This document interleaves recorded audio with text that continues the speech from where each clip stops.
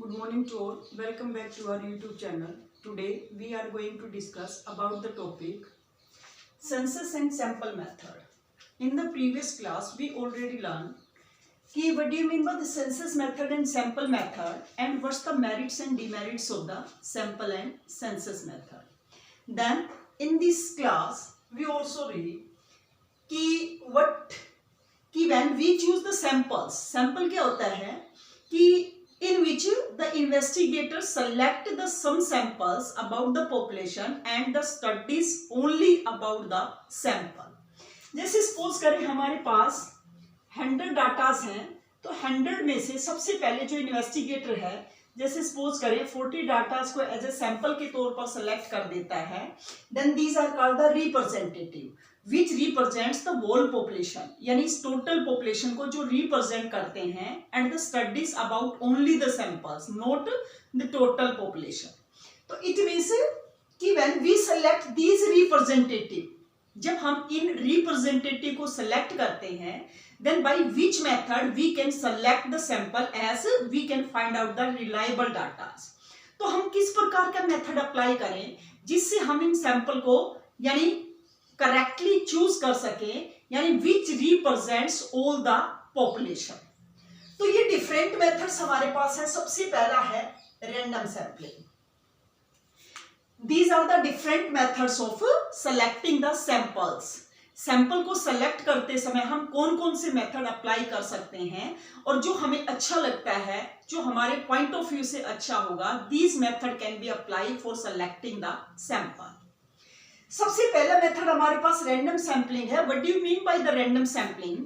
Random sampling is that sampling method in which each and every items of the population has given equal chance to being selected as a sample. यानी जिसमें प्रत्येक items को यानी equal chance provide किया जाता है कि वो एज ए सैंपल के तौर पर सेलेक्ट हो सके. इट मींस इसमें किसी भी प्रकार की पार्शियलिटी किसी के साथ नहीं की जाती, सभी को बराबर को मौका दिया जाता है कि वो सैंपल के तौर पर सेलेक्ट हो सके.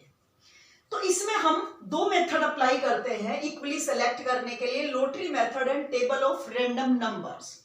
लॉटरी मेथड में क्या किया जाता है, some slips are prepared by the investigators, these are the same size colours etc. यानी इसको फिर बाउल में डाल दिया जाता है. Then some slips are withdrawn by any students and the items which are withdraw from the bowls, then these can be selected as a sample. यानी इसमें क्या किया जाता है, जैसे हम बचपन में भी खेलते हैं वैसे भी एक गेम के रूप में इसको अप्लाई करते हैं. यानी सभी के नेम की या रो नंबर के अकॉर्डिंग स्लिप प्रिपेयर कर ली जाती है, उनको बाउल में डालकर. जैसे मान लो हमें 10 को सेलेक्ट करना है या 20 को सेलेक्ट करना है तो उसमें से 20 जो स्लिप्स हैं वो विड्रॉ कर ली जाती हैं और जिसमें उनके नेम या रो नंबर आते हैं उनको एज ए सैंपल के तौर पर सेलेक्ट किया जाता है. तो इसमें किसी भी प्रकार की पार्शियलिटी यानी जिसको चांस प्रोवाइड होता है उसी को एज ए सैंपल के तौर पर सेलेक्ट किया जाता है. द नेक्स्ट है टेबल ऑफ रैंडम नंबर्स. इसमें क्या किया जाता है, in this the statistician prepare the table as a randomly. It means these are prepared by the investigator या statisticians and randomly according to the alphabetically, according to the numerically, according to यानी geographical, किसी के according उनको arrange कर लिया जाता है. and the datas are selected by the investigators as they requires. यानी जितने डाटास की उसे रिक्वायरमेंट होती है यानी सिस्टमेटिक तरीके से उनको उस टेबल बेस से सेलेक्ट कर लिया जाता है.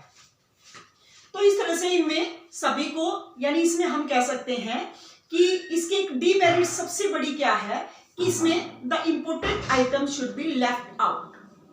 कैन बी इट मींस इसमें जो एक इंपोर्टेंट टर्म्स है, सपोज करें इन्वेस्टिगेटर के पॉइंट ऑफ व्यू से कुछ जो आइटम्स हैं these are most important for selecting as a sample but these are not chosen when we apply the random sampling. तो इट मीन्स ये इसके एक ड्रॉबैक्स कह सकते हैं कि इसमें इंपोर्टेंट जो आइटम्स है वो सेलेक्ट नहीं हो पाते हैं. लेकिन इसमें एक सबसे मोस्ट इसकी फीचर्स ये है, इसकी एज ए इंपोर्टेंस ये है कि इसमें सभी को इक्वल चांस दिया जाता है. There is a no partiality between the items. Then second method हम जो अप्लाई करते हैं नॉन रैंडम सैंपलिंग में, यानी इसमें इक्वली चांस प्रोवाइड नहीं किया जाता, डिफरेंट टाइप से डाटास को सेलेक्ट किया जाता है और वो डिफरेंट टाइप्स हमारे पास कौन कौन से हैं, पर्पोसिव या डेलिब्रेट सैंपलिंग। पर्पोसिव या डेलिब्रेट सैंपलिंग क्या होते हैं, in which the investigator choose the datas which are the best representative in his opinion, यानी इसमें investigator himself chosen the data या सैंपल, यानी इसमें जो इन्वेस्टिगेटर है वो स्वयं डाटास को सेलेक्ट करता है which are the best representative in his opinion, यानी उसकी नजर में जो सबसे अच्छे रिप्रेजेंटेटिव हैं, यानी जिसके बेस पर बाकी के बारे में एग्जैक्ट एस्टिमेशन लगाया जा सकता है, those samples are selected by the investigator himself, यानी इसमें किसी प्रकार का मेथड अप्लाई नहीं किया जाता, इन्वेस्टिगेटर के पॉइंट ऑफ व्यू से जो सबसे बेस्ट सैंपल्स है उन्हीं को इसमें सेलेक्ट किया जाता है। तो इसमें हम कह सकते हैं मे बी इसमें पार्शियलिटी की पॉसिबिलिटी हो सकती है, लेकिन इसमें इंपॉर्टेंट जो टर्म्स होती हैं वो सेलेक्ट हो जाती हैं, यानी उसके पॉइंट ऑफ व्यू से सबसे जो इंपॉर्टेंट टर्म्स है और जिसके बेस पर बाकी के बारे में मेजरमेंट पॉसिबल होता है। तो ये पर्पोसिव सैंपलिंग होती है जो इन्वेस्टिगेटर की मर्जी पर डिपेंड करती है कि उसके द्वारा कौन से मेन जो टर्म्स है वो सेलेक्ट किए जाते हैं। द नेक्स्ट है मिक्स्ड सैंपलिंग, जैसे कि इसके नाम से पता चलता है कि these are the mixture of, यानी mixed sampling is the mixture of random sampling, random plus purposive,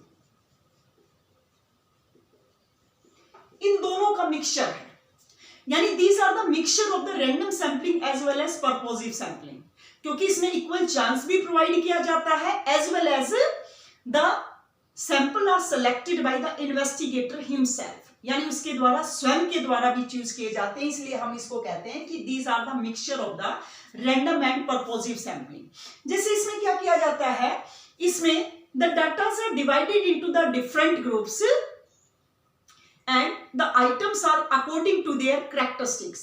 जैसे सपोज करें हमारे पास 1000 स्टूडेंट हैं, तो 1000 स्टूडेंट को उनकी कैरेक्टरिस्टिक्स या सिमिलरिटी के अकॉर्डिंग डिफरेंट ग्रुप्स में डिवाइड कर दिया जाता है। जैसे हमारे पास है arts, commerce and science, right, in 3 groups में डिवाइड कर दिया जाता है। सपोज आर्ट्स में 200 स्टूडेंट है, कॉमर्स में 300 स्टूडेंट है और इसमें 500 स्टूडेंट है। तो इसमें इक्वलिटी प्रोवाइड की गई है, सभी को उसकी सिमिलरिटी या इक्वलिटी के अकॉर्डिंग डिफरेंट ग्रुप्स में डिवाइड कर दिया जाता है, तो यहां पर रैंडम सैंपलिंग अप्लाई होता है।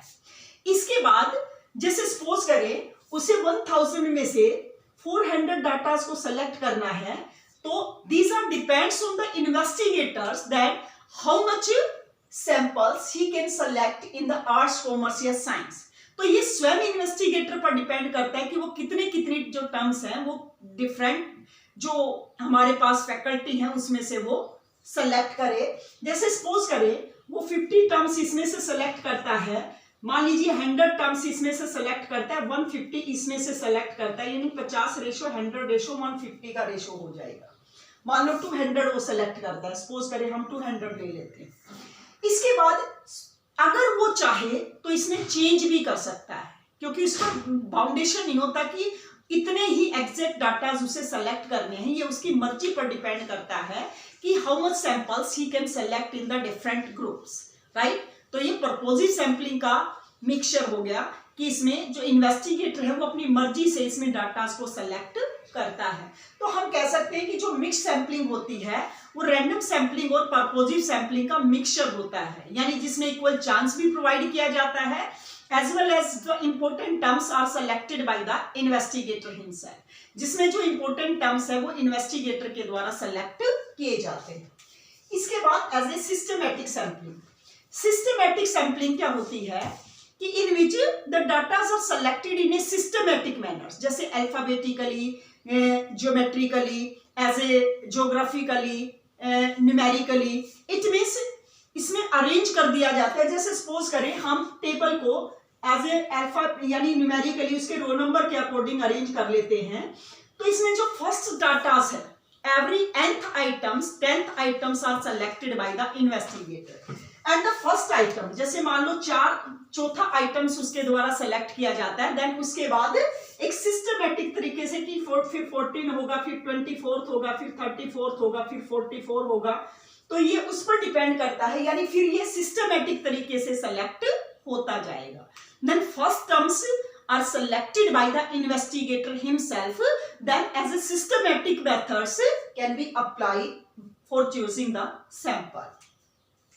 इसके बाद नेक्स्ट मेथड है कोटा सैंपलिंग। जैसे मिक्स सैंपलिंग है, सेम उसी तरह से कोटा सैंपलिंग है, but there are the minor difference between the mix sampling and quota sampling. इसमें क्या किया जाता है, इसमें भी the datas are divided into the different groups according to their characteristics या सिमिलरिटी, यानी इसमें भी डाटास को उसकी सिमिलरिटी के अकॉर्डिंग डिवाइड कर दिया जाता है।